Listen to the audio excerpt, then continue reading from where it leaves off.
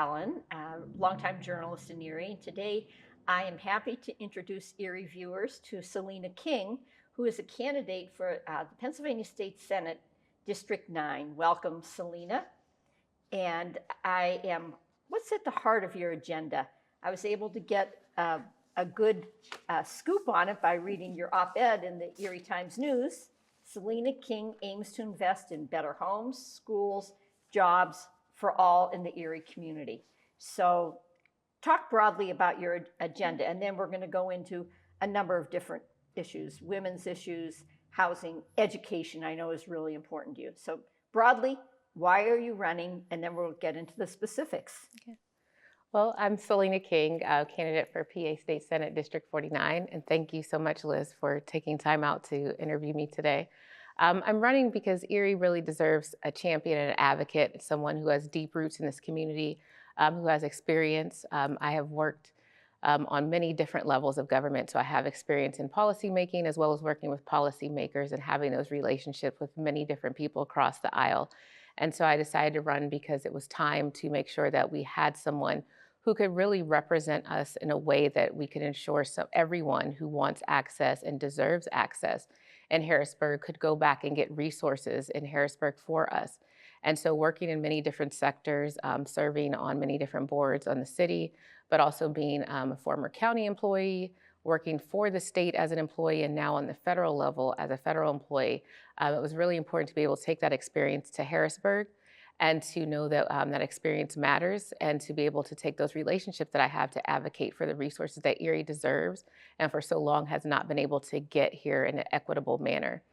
The agenda for us is very simple. I'm running to make sure that, again, access for everyone is there, but this is really about making sure that healthcare is accessible for all, that fair funding, something that is still being fought in the state Senate and there in Harrisburg, but that our fair funding model is one that's equitable and fair for all of our students across the Commonwealth, regardless of zip code, but also making sure that housing is something that people can have with dignity and respect, and also making sure that our business infrastructure is a model that works for small businesses as well as for developing businesses as well, and making sure that corporations are being held accountable so that they aren't price gouging against anyone, and making sure that we have an equitable resources here across the Commonwealth. I know that public service that you have been committed to goes way back, and I think when I was on city council, I even had a role in nominating you for some of those positions where you're still serving. I wondered, was there a mentor? We're going to talk about your parents later because they've been very important. We're going to talk about you being a mom, but who got you the bug to do public service? Don't call it politics, but public service. And how far back does that go? That commitment to this is a way that you serve the public and you also advocate for change. Was there an aha moment when you said, this is the right fit for me? Oh, wow. There are many people who've been influential in my public service aspect, but I can remember working for the Girl Scouts of Northwest PA in the LIFT program, which was for girls who were first-generation college students, and talking to, at the time, Bob Mursky, State Representative Bob Mursky was a teacher there, and at Wayne, and I would talk to him about my ideas about the city, and give him, because at the time he was working as a teacher and was a city councilman, and so I would say, these are issues that I'm passionate about in the city, how can these things be fixed? And he said, well, have you ever thought about running for office? And so at that time, I said, no, but how do I do that? And so he said, well, why don't you get your feet wet working on some campaigns? And so at the time I worked on Policy Chairman Ryan Bizarro's campaign, who was running for state representative at the time, and then State Senator Sean Wiley, who was running for office, and then decided in 2013 to run for office, and then had a great mentor and still mentor in Kathy Dahlkemper, former Congresswoman and county executive, who was someone who I worked for in her office as county executive. And so over the years, I've had great mentors in all different levels of government, and that really inspired me to have a deeper level of not just public service, but also knowing how public service works, how you can give back and to have a listening ear to your constituents and how to serve them better.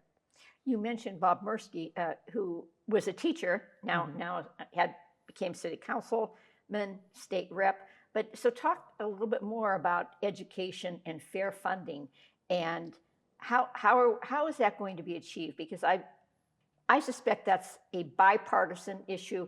It's also not confined to just one part of the geography. It's not just a question for city schools, but for rural schools also. So talk a little bit more about fair funding and what the role is of the state legislature to get us there. And it's been so long that sometimes I think people forget that this fight has been going on for a while. So Yes, the fight is definitely still going on. It's resting out in the Senate for them to come to a decision, and it's becoming a partisan issue, really, for that to move. But it's definitely something that shouldn't be predicated on a zip code for the funding to be distributed. It needs to be something where resources can be distributed based on the needs of our students so that they have equitable access for academic success. It's also ensuring that our students, regardless of their need academically, whether if they are special needs students, if they have issues, regardless of across their needs, that they are able to have that access that they need, to have the supports that they need. And so that we have to make sure that that model looks at the student as a whole and not just an individual or not just a head or a number, but they're able to make sure that we're looking holistically at the needs of the district to make sure that the teachers are able to have what they need in the classrooms. And so that fair funding model looks at that they look at each district individually, that they're looking at the schools, even in our rural districts, making sure that our rural communities are looked at to ensure that the rural communities are looked at, again, like I said, it's a holistic model. And so that's what the fair funding formula looks at is zip codes, looking at, we see here in our 16503 zip code being in Census Tract 8, that there are many different many different aspects of it, that it's a very impoverished zip code. And so we look at things as access, we look at the busing situation, we look at, again, like that's a transportation issue. So there are many things that go into that model, and so that's what fair funding is all about. I know that we've gotten to know each other on a personal level. We were in a book club together, and I think that's where you first told us about the influence, the positive influence of your parents. Both your mother and your father have influenced you on some of these very specific issues, including education. So could you tell us a little bit about your mom and dad, and a little bit about your own children too? Two things that are influencers and shapers and help to make people who they are. Sure. So as you mentioned, my mother is a superintendent in the Commonwealth of Pennsylvania, and her district in particular has been a district that has suffered due to the funding that has happened the way the current model is. And so she has really been a person, has been an advocate, and has really, we've had lots of conversations about making sure that a district that is a predominantly minority district, that making sure that they have the resources that they need when it comes to science and technology, the STEM resources that they need to ensure that their students are having good graduation rates, and that their students have what they need academically to succeed and are able to compete with districts that are next door to them that may be more affluent, that are maybe in school districts that have more money, that their parents are able to even send them to competing parochial schools. And so those are issues that are close to my heart, that are something that I think about even, here in our local district. I've had to make difficult decisions on sending my children, whether or not to a public school or to the neighboring parochial school due to underperforming statistics in our local district. And so those are things that have become the heart of why I have decided even to run, and even some of the issues that I've championed locally, because I just believe in those conversations to make sure that all of our children have a fighting chance to succeed, and that their zip code or because of the surrounding factors that may be around them, that should not be an issue of their success or lack of success. My father was a 50-year still member of the USW union. And so hard work and resilience is something that both of my parents taught me. I can't really remember many days off that my dad took, whether he was sick or not, or whether it was the birth of my sisters, because there are 6 of us. So I have 5 sisters. And so those are things that I've really taken with me. And so being even a single mother, that not being an excuse as to why I can't succeed, or to use it as an excuse to something that says that I cannot achieve things that I set out to do. And that's the same thing that I've instilled in my boys, that they should not be statistics of being products of a single mother.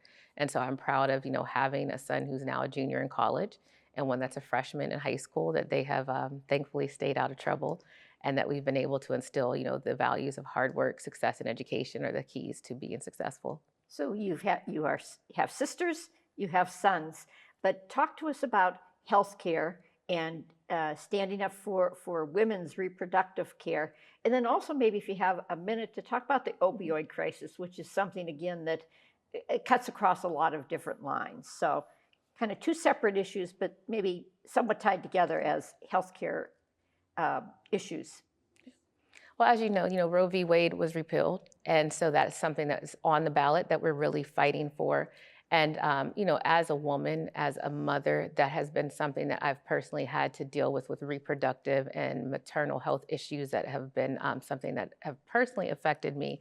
And so it's been something that I've championed personally to ensure that it's something that policy is something that I'll personally fight for, to ensure that women's choice is her choice. It's a choice between her doctor, and her body.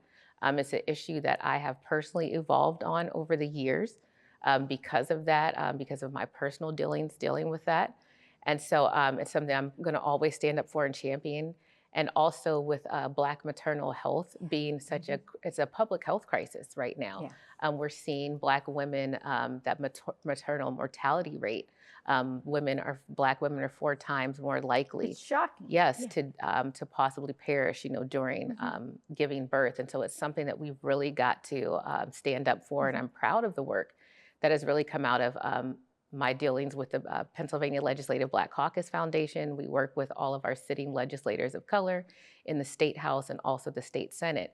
And Pennsylvania is going to be one of our first states to pass their own Momnibus Act, where we address Black maternal health. And so those are issues that I'm personally, advocating for, and will continue to advocate for in Harrisburg, because it's something that we really need active voices on. And as you know, there are no women of color in the state Senate. So it's something that we do need to make sure that we have someone that can represent that actively and personally. But also when we talk about the opioid crisis, it's something that has been very detrimental, and it's affecting people. You can no longer say that it's not something that affects us personally. I think we all know individuals who it's affected, and that it's affected our families. And so it's something that I know I will comprehensively fight, because we have to get to the root cause of it. So there has to be legislation and policy that is comprehensive and holistic, that not only deals with prevention, but it also has to deal with the issues of how we can rehabilitate individuals who are suffering with the crisis that we are dealing with opioids. We can't just treat it. We have to get to the root cause of it. And so it's something that I'm very cognizant of, and something that I really want to make sure that we're dealing with here, not just locally, but also across the Commonwealth. I wanted to, our time is running out here, so I want to make sure that people who are viewing this know that you have been endorsed by the Women the Future Fund.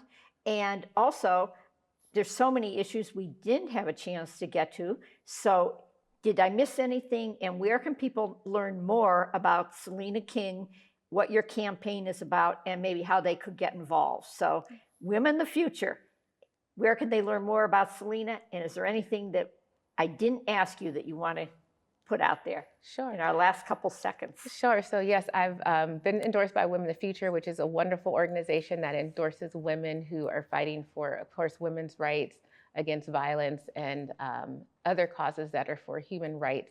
But also we've been endorsed by Represent PA, that endorses progressive women, democratic women who are pro-choice. So I'm really excited about that endorsement. We've also been endorsed by local politicians here, career politicians. Belle Witherspoon has endorsed us, Ed Brzezinski, City Councilwoman Kathy Shaw. We've been endorsed by the chapter president, Marcus Atkinson. of the chapter of 100 Black Men here in Erie. We've gotten a slew of endorsements. You can find them on our Facebook page, Selena 4PA, also the same handle on Instagram. It's also our website, Selena 4PA. That's how you can find us. We want you to get involved. This is not just my campaign, it's your campaign as much as it is mine, and we want you to be a part of it because this is about transforming our region.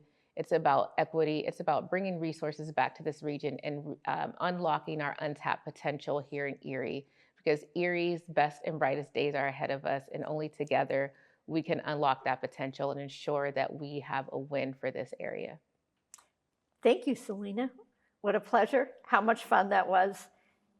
Good luck. Thank you so much, Liz.